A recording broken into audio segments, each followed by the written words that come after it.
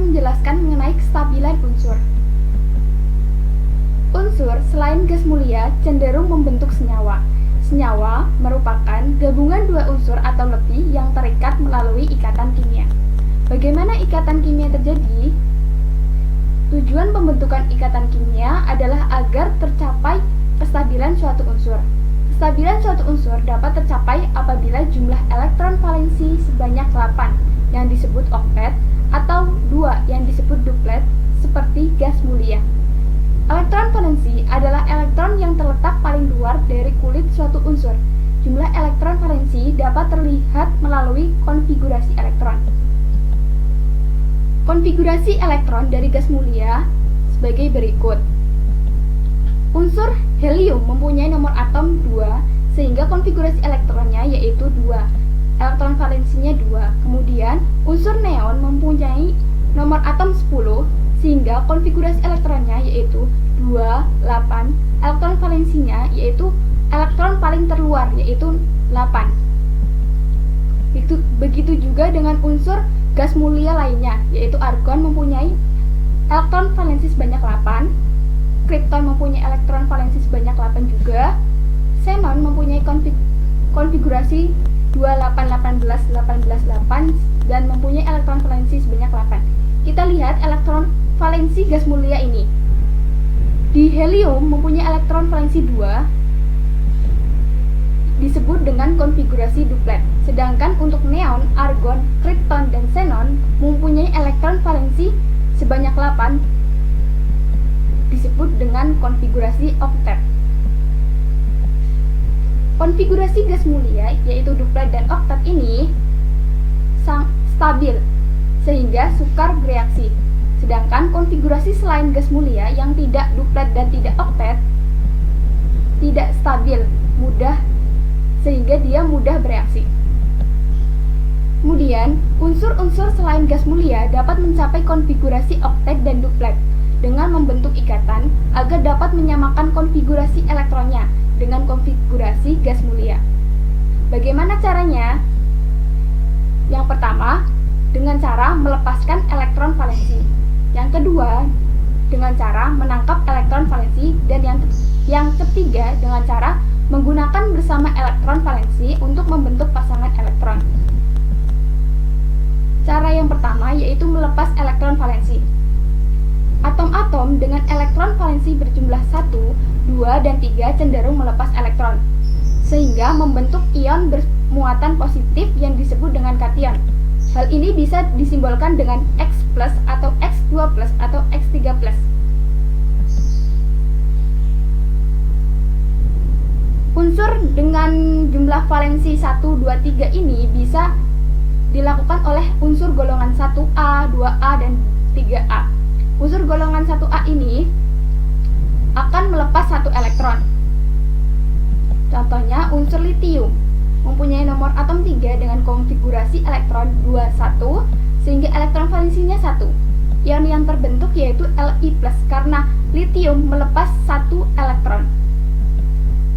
Kemudian natrium mempunyai nomor atom sebesar 11 sehingga konfigurasi elektron 281, elektron valensinya 1.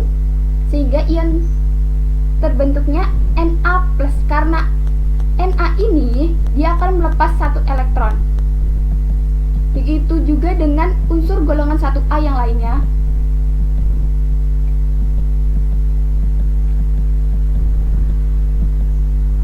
Kita lihat bahwa unsur golongan 1A dia akan melepas 1 elektron dan ion yang terbentuk pasti 1+. Kita lihat Li+, Na+, K+, Rb+, dan Cs+. Kemudian unsur golongan 2A dia akan melepas 2 elektron. Contohnya berilium mempunyai nomor atom 4 dengan konfigurasi elektron 22, elektron valensinya 2, ion yang terbentuk yaitu Be2+. Kemudian magnesium mempunyai nomor atom 12, konfigurasi elektronnya 282, elektron valensinya 2, ion yang terbentuk Mg2+. Untuk unsur golongan 13 akan melepas 3 elektron. Contohnya aluminium mempunyai nomor atom Konfigurasi elektronnya 283, elektron valensi 3. Aluminium ini akan melepas 3 elektron sehingga ion yang terbentuk yaitu Al3+. Begitu juga dengan unsur golongan 3A yang lainnya. Kemudian cara yang kedua yaitu menangkap elektron valensi. Atom-atom dengan elektron valensi berjumlah 5, 6, dan 7 cenderung menangkap elektron dan membentuk ion bermuatan negatif yang disebut dengan anion. Hal ini bisa disimbolkan dengan X- atau X2-, X atau X3-. Unsur ini merupakan unsur dari golongan 5, 6, dan 7 karena mempunyai valensi 5, 6, dan 7. Unsur golongan 5A ini akan menangkap 3 elektron. Hal ini bisa dilihat dari unsur nitrogen mempunyai nomor atom 7. Konfigurasi elektronnya 25. Elektron valensinya 5. Untuk membentuk oktet yaitu 8 elektron valensi, unsur N membutuhkan 3 elektron sehingga unsur N ini akan menangkap 3 elektron sehingga ion yang terbentuk menjadi N3-. Begitu juga dengan fosfor, mempunyai nomor atom 15, konfigurasi elektron 285, elektron valensinya 5. Fosfor ini membutuhkan 3 elektron agar elektron valensi menjadi oktet yaitu berjumlah 8 sehingga ion yang terbentuk yaitu P3-. Kemudian unsur golongan 6A. Unsur golongan 6A ini akan menangkap 2 elektron untuk membentuk oktet. Contohnya unsur oksigen mempunyai nomor atom 8, konfigurasi elektronnya 26, elektron valensi 6. Untuk membentuk konfigurasi elektron oktet yaitu elektron valensi yang berjumlah 8, oksigen ini membutuhkan 2 elektron sehingga oksigen akan menangkap 2 elektron. Ion yang terbentuk menjadi O2-. Begitu juga dengan unsur golongan 6A yang lainnya. Kemudian unsur golongan 7A ini akan menangkap 1 elektron agar menjadi konfigurasi elektron oktet. Contohnya, unsur fluorin mempunyai nomor atom 9, konfigurasi elektronnya 27, elektron valensi berjumlah 7. Untuk membentuk konfigurasi oktet, maka fluorin ini membutuhkan 1 elektron agar elektronnya menjadi 8 sehingga ion yang terbentuk menjadi F-. Begitu juga dengan unsur golongan 7A yang lainnya. Kemudian kita dapat menyimpulkan bahwa ketika kation yaitu unsur yang melepas elektron ditambah anion yaitu unsur yang menangkap elektron bergabung menjadi senyawa ionik. Kemudian cara yang ketiga yaitu memasangkan elektron, membentuk pasangan elektron ikatan dengan unsur sejenis atau unsur lainnya. Contohnya yaitu unsur hidrogen dengan klorin. Hidrogen mempunyai konfigurasi elektron 1, kemudian klorin mempunyai konfigurasi elektron 287, akan bergabung menjadi HCl. Kita lihat bahwa H ini mempunyai 1 elektron. Dia akan membagi bersama dengan Cl sehingga H mempunyai 2 elektron dan Cl mempunyai 8 elektron. Kita lihat H ditandai dengan X dan Cl ditandai dengan titik. Nah, H ini akan memenuhi kaidah duplet dan Cl ini akan memenuhi kaidah oktet. Dapat disimpulkan bahwa kecenderungan atom untuk mencapai kestabilan yaitu golongan 1A mempunyai elektron valensi 1 dan kecenderungannya melepas 1 elektron. Muatan ionnya X+, jenis unsur logam. Golongan 2A mempunyai elektron valensi banyak 2 sehingga dia kecenderungan melepas 2 elektron. Muatan ion X2+, jenis unsurnya logam. Golongan 3A mempunyai elektron valensi 3, kecenderungan melepas 3 elektron. Muatan ionnya menjadi X3+ dan jenis unsur logam. Kemudian unsur 4A mempunyai elektron valensi 4, kecenderungannya pemakaian bersama, tidak melepas atau menerima elektron, akan tetapi pemakaian bersama hal ini menandakan bahwa adanya pada cara ketiga, yaitu pemakaian bersama elektron. Muatan ionnya tidak ada karena ada pemakaian bersama, jenis unsurnya termasuk metaloid. Yang 5A mempunyai elektron valensi sebanyak 5, kecenderungan elektron menerima 3 elektron. Muatan ion X3-. Golongan 6A elektron valensi sebanyak 6, kecenderungan menerima 2 elektron. Muatan ion X2-, jenis unsur non-logam. Golongan 7A mempunyai elektron valensi 7, kecenderungan menerima 1 elektron. Muatan ion X-, jenis unsur non-logam. Sedangkan golongan 8A elektron valensinya 8, kecenderungan stabil, dia tidak bermuatan dan jenis unsurnya gas mulia. Selanjutnya yaitu mengenai struktur Lewis. Elektron yang terlibat dalam ikatan kimia adalah elektron valensi. Elektron valensi dalam struktur Lewis dilambangkan dengan dot atau titik atau cross tanda silang di sekitar lambang atom sesuai dengan jumlah elektron valensinya. Bisa dilihat oksigen begini struktur Lewisnya, gallium, hidrogen, dan magnesium. Bagaimana sih cara membuatnya? Yang pertama, kita lihat dari golongan pertama, yaitu natrium. Natrium mempunyai konfigurasi elektron 281. Elektron valensi berarti sejumlah 1. Struktur Lewisnya, caranya pertama, buat lambang unsurnya, yaitu Na. Kemudian beri titik 1, beri titik sesuai dengan jumlah elektron valensi. Karena Na mempunyai elektron valensi 1, berarti titiknya 1. Nah, kalau membuat tandanya cross sama, cuma titiknya diganti cross atau silang. Kemudian contoh selanjutnya pada golongan kedua, yaitu kalsium, mempunyai konfigurasi elektron 2882. Elektron valensinya 2. Struktur Lewisnya pertama, buat lambang unsur dari kalsium, yaitu Ca. Kemudian beri titik atau tanda titik atau tanda silang sesuai dengan jumlah elektron valensi. Karena jumlah elektron valensinya 2, maka titik atau tanda silangnya itu berjumlah 2. Bisa dilihat. Nah, begitu cara membuat struktur Lewisnya. Aluminium pun begitu, karena mempunyai elektron valensi sejumlah 3, maka titik atau crossnya pasti berjumlah 3. Nah, kemudian karbon, karena elektron valensi berjumlah 4, maka titik atau crossnya pasti berjumlah 4. Nih.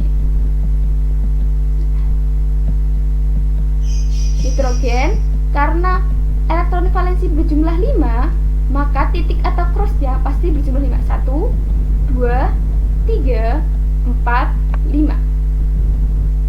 Oksigen, karena elektron valensi berjumlah 6, maka titik atau crossnya pun berjumlah 6. 2, 3, 4, 5, 6. Bromium, karena elektron valensi berjumlah 7, maka titik atau crossnya berjumlah 7. 1, 2, 3, 4, 5, 6, 7. Nah, neon ini stabil ya, dia pasti berjumlah 8, sehingga titik atau crossnya akan memenuhi 8 elektron. Nah, begitu cara membuat struktur Lewis. Nah, dapat disimpulkan bahwa golongan 1A pasti titiknya itu atau crossnya berjumlah 1, golongan 2, 2, golongan 3, 3, golongan 4, 4 titik, 5, 5 titik, 6, 6 titik, 77 titik golongan 8 titik. Nah, selanjutnya mengenai ikatan ion. Ikatan ini terjadi antara atom yang cenderung melepas elektron, yaitu logam, dengan yang cenderung menerima elektron, yaitu non-logam. Nah, sebelumnya kan kita sudah belajar mengenai kestabilan unsur. Nah, kestabilan unsur itu cara pertama yaitu melepas elektron. Nah, melepas elektron itu termasuk unsur logam. Nah, kemudian pada kestabilan unsur cara kedua kita sudah mempelajari tentang menangkap elektron. Menangkap elektron itu termasuk unsur non-logam. Ketika cara pertama dan cara kedua itu bergabung akan membentuk suatu ikatan ion. Nah, mana sih yang termasuk logam dan non-logam? Kita lihat di SPU ini ada tanda miring di B, SI, AS, TE, dan AT.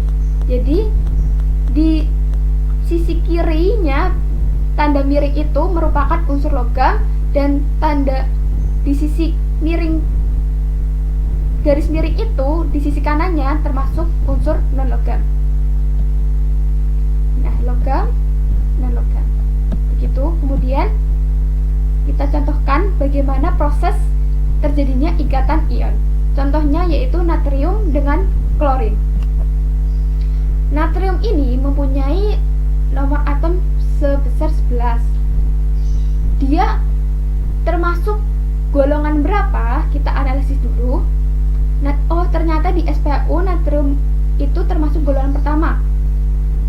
Sehingga golongan pertama cenderung melepas elektron, sehingga natrium ini akan membentuk Na plus dan plus 1 elektron. 1 elektron ini tandanya dia melepas 1 elektron.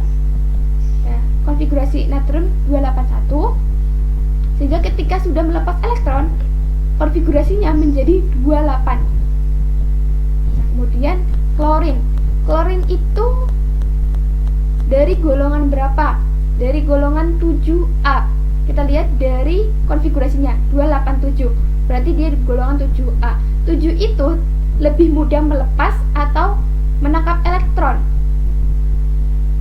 Elektron valensi 7 itu lebih mudah menangkap elektron, sehingga satu elektronnya itu di kiri panah, bukan di kanan. Ketika menangkap elektron, dia akan di kiri panah, sedangkan ketika melepas elektron dia akan di kanan panah. Begitu, sehingga unsur Cl- ini mempunyai konfigurasi 288. Nah, setelah itu dijumlahkan jadi Na plus Cl menjadi Na plus Cl-. Jadi satu elektronnya itu bisa dicoret, hilang. Ketika berselisihan antara kiri panah dan kanan panah itu bisa dicoret, sehingga satu elektronnya itu hilang. Nah, kita lihat proses struktur Lewisnya dari pembentukan NaCl ini. Pertama, kulit pertama berjumlah 2 karena konfigurasi pertama Na 2. Kemudian kulit kedua kan 8. Kita lihat dari 281 Na kan konfigurasi elektronnya 281, sehingga kulit pertama 2 elektronnya, kulit kedua 8, kulit ketiga 1. Kemudian dari Cl konfigurasinya 287, sehingga kulit pertama, kulit kedua 8, dan kulit ketiga 7. Nah, kemudian karena Na kelebihan 1 elektron di kulit terluar, maka Na akan melepaskan 1 elektron ke Cl, sehingga reaksinya menjadi demikian. 1 elektron dari Na berpindah ke Cl. Lihat titik warna hijau di Cl-. Dia udah berpindah. Tandanya titik hijau ini dari Na. Kemudian kita contohkan kembali dari magnesium dan klorin.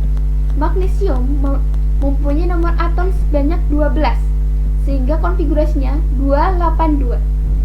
282 ini lebih mudah melepas atau menangkap elektron. ternyata untuk membentuk oktet dia lebih mudah melepas elektron, sehingga dua elektronnya di kanan panah membentuk Mg2+. Nih, ketika dia melepas elektron, dia menjadi konfigurasinya 28. Kemudian klorin ini mempunyai konfigurasi 287. Untuk membentuk konfigurasi oktet lebih mudah melepas 7 atau menerima 1 elektron. Lebih mudah menerima 1 elektron kan? Jadi klorin ini menambah 1 elektron. Ketika menambah 1 elektron atau menangkap 1 elektron, maka dia menjadi Cl-. Konfigurasinya menjadi 288. Kita lihat. Bentar. Kemudian kita lihat di magnesium mempunyai 2 elektron. Penambahan 2 elektron. Sedangkan di Cl di magnesium mempunyai pelepasan 2 elektron. Jadi magnesium akan melepaskan 2 elektron, sedangkan klorin hanya membutuhkan 1 elektron. Jadi klorin kan masih kelebihan di magnesium ketika klorinnya hanya 1. Oleh karena itu kita kali silang untuk menyamakan jumlah elektronnya. Karena magnesium udah ada 2 elektron, jadi dikali 1. Di klorin ada 1 elektron, jadi dikali 2. Jadi ketika dikali 1, magnesium tetap. Sedangkan di klorin dia dikali 2 menjadi 2Cl plus 2 elektron menjadi 2Cl- karena sudah dikali 2. Nah, kemudian baru ditambahkan menjadi Mg plus 2Cl menjadi Mg2 plus 2Cl-. Apabila dijadikan senyawa kimia menjadi MgCl2. Nah, proses struktur Lewisnya begini. Ada 2Cl siap menerima 2 elektron dari magnesium. Nah, akan berpindah elektron dari magnesium membentuk ion Mg2+ dan 2Cl-. Jadi jumlah yang menerima dan melepas disamain. Ketika magnesium dia bisa melepas 2 elektron, maka yang menerima harus ada 2. Cl kan hanya bisa menerima 1 elektron, 1 Cl hanya bisa menerima 1 elektron, sehingga membutuhkan 2 Cl untuk menerima pelepasan dari 2 elektron dari magnesium. Gitu. Sekian penjelasan dari saya. Terima kasih. Apabila ada kebingungan bisa tanya. Terima kasih. Wassalamualaikum warahmatullahi wabarakatuh.